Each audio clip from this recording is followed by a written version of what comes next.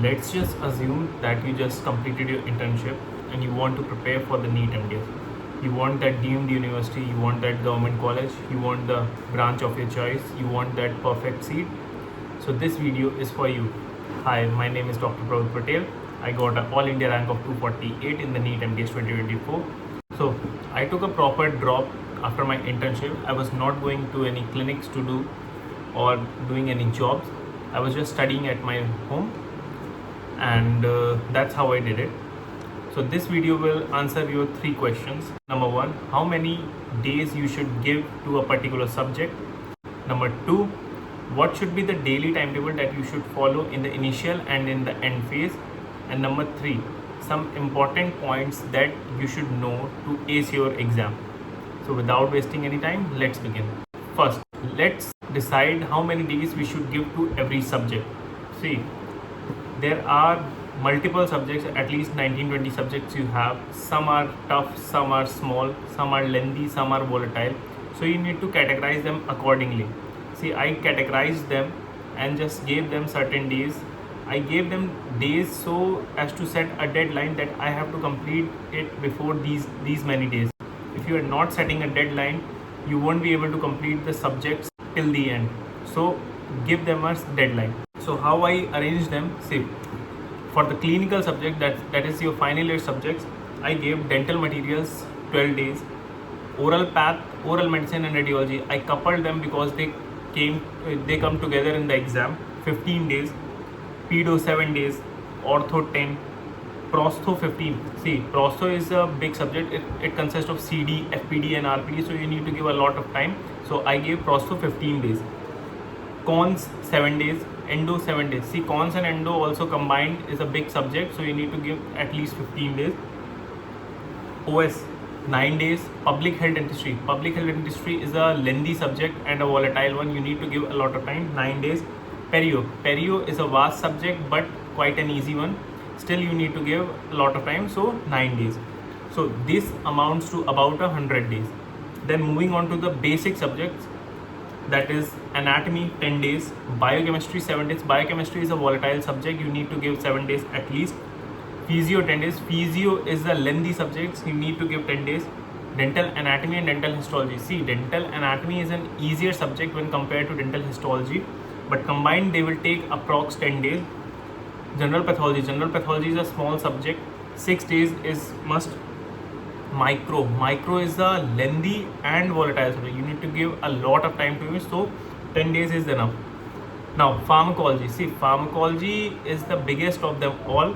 You need to give at least 1 hour every day, that is a must. General medicine 10 days is enough. General surgery 8 days is enough. So these basic subjects total to about 71 days. The basic and the clinical subjects totals around 180 days or 6 months. You won't be able to complete these much subjects in 6 months because some days you will be taking leave, some days you will be sick, some days you will be going out or something or the other. So you will be losing time. You won't be studying every day efficiently. So take 1 month extra, that is 7 months to complete all this. Use that 1 month extra as a buffer when you are not studying, use that, but try not to extend it more than that, because if you do, you won't be able to complete the portions till the end. Now let's move on to the next part of the video, that is the timetable for the daily study. So there are 2 types of people, the early birds and the night owls. I used both of them and I was greatly benefited from the early birds timetable. Use them accordingly, see what benefits you more, use them to your productivity. So let's talk about the early bird timetable. So I used this early bird in the initial period of the days, then I amped up the studies later on. I used to wake up at 7, then from 8 to 10 slot 1 for studying, 10 to 10:30 breakfast, do whatever chores you want to do, then 10:30 to 1, that is 2 hours 30 minutes of slot 2 for studying. 1 to 2 I used to take lunch, 2 to 3:30 MCQs. See, after lunch you will be feeling sluggish, so try not to study a lot, do MCQs at that time, you will be easily able to do MCQs. Then after that 3:30 to 4:30 take a nap, take a sleep or take a break, whatever you want to do. Then 4:30 to 5 tea break or whatever you like. I used to take tea. Then 5 to 7 5 to 7, second, that is the third slot for studying. In this 5 to 7, you need to do the second subject. In the first two slot, do the heavy subjects, heavy and the volatile subjects in the morning. In the slot 3, that is 5 to 7, do a smaller subject. Then 7 to 8:30. See, 7 to 8:30, try to do pharmacology. At least 1 hour, 130 minutes you should give to pharma every day. I used to study 1 hour pharma, then 30 minutes I used to solve MCQs for the pharma. Moving on, 8:30 to 9, that is dinner. 9 to 11, revision. See, revision daily is a must. Remember this, revision is a game changer. Revision is revolutionary for you. You need to use that. Then moving on, 11 to 12, I used to take a break. I used to watch Netflix or do anything like that. Then 12, I used to sleep. 12 to 7, I used to sleep. This was my early bird timetable. It used to give me 10 to 11 hours of study time. So it was quite effective. You can also use this. Then moving on to night owls. See, some people are designed that way that they will perform efficiently in the night. So I made this timetable, but it didn't work for me so much well. I was greatly benefited by the early birds. So, but if you think that night owl is for you, use this. Wake up by 10, start studying from 11 to 1. Slot 1 for studying, use a heavy subject in this time, use a heavy and volatile subject, study that. Then 1 to 2, take lunch. 2 to 4, slot 2 for your study. Study the heavy subject here also. If you want, if you are feeling sluggish, do MCQ in this time, but you have to complete the heavy subject, remember. So you need to allocate some other time for that. Moving on, 4 to 5, take a break. Then 5 to 7, slot 3, you can do the heavy subject here also. That is the 2 hours. Then moving on, 7 to 8:30, do pharma here. 1 hour 30 minutes of pharma is must. Do MCQs, study a new topic of pharma every day. Do MCQs, revise the classifications, see the mechanism of action of the drugs. You need to study pharma properly. 8:30 to 9, take dinner. 9 to 11, that is the slot 4. If you want, you can do revision here. Best time for revision is, I have seen, is 9 to 11. Then moving on, 11 to 1 AM. Now you have 2 hours. Either you can do MCQs or you can study new stuff, whatever you want to do. Yeah, and then you sleep by 2 AM. So this will give you approx 11 to 12 hours daily. So you can complete a lot of stuff in those 11 hours. Say, you can follow this in the initial phase of the preparation, complete your portions. When you have completed your portions, start your revision. In the end phase, that is the last 2 to 3 months, you have to amp up your time to approx 12 to 14 hours daily. When you amp up the time, you need to divide the time accordingly. At least 50% of the time should go for your MCQ revision, MCQ solving. Solve your MCQs from your app, your coaching app, or from the Pulse or whatever MCQ book you have. Then 30% of the time you should give for revision.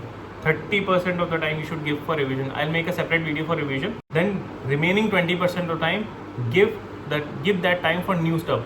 For example, you see a chart you haven't learned that. You see a table you haven't learned that. Give 20%. So it should be like 50, 30, 20. 50% MCQ, 30% revision, and 20% new stuff. Divide the time like that and you'll be good to go. Now, the third part of the video, some important points that will help you a lot for your preparation. Number 1, the first thing you need to do, stick to one MCQ book. In the initial phase of time, you have a lot to study. You will see that a lot of books are there on the table and you will get agitated, you will get confused. So instead of getting a lot of books, just pick one MCQ. It can be Pulse, it can be Neeraj Wadhwan, it can be any. Just pick one, stick to that, try to solve its MCQs. When you have done, when you have mastered it, go for the next one. Don't shift from one MCQ book to another until and unless you have completed one. Second, limit your sources. Instead of getting multiple reference book for a subject, get one reference book. See, for some subjects you have to see from multiple books, like some topic is given better in this, some topic is given better, but try not to complete all the reference book, that you have to complete all the reference. No, it's not an efficient way of studying. You need to use one reference book for each subject, only one. That's the best practice you can do. Yeah. The next thing, solve as many MCQs as possible. I think 50 to 100 MCQs daily is minimum quota that you have to do, irrespective of the subject you're doing. Let's just assume that you are studying biochemistry today.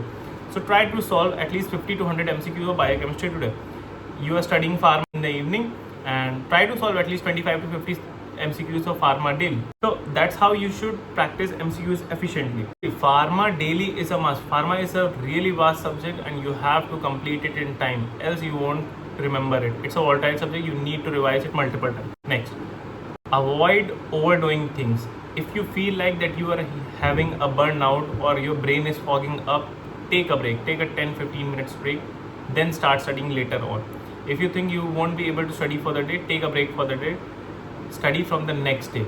See, burnouts are pretty common in the earlier stage of the preparation, but when you will put up a pace, when you will pick up the habit of sitting on the desk and studying, burnouts will become less and you will be able to study more efficiently.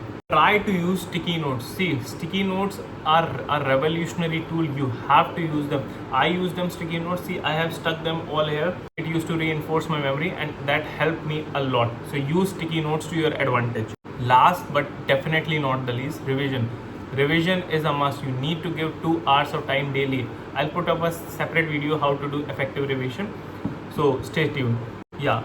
And after I followed all this for a year, I achieved AIR-248. So if you like my content, do subscribe to the channel and share it among your friends. Thank you for watching.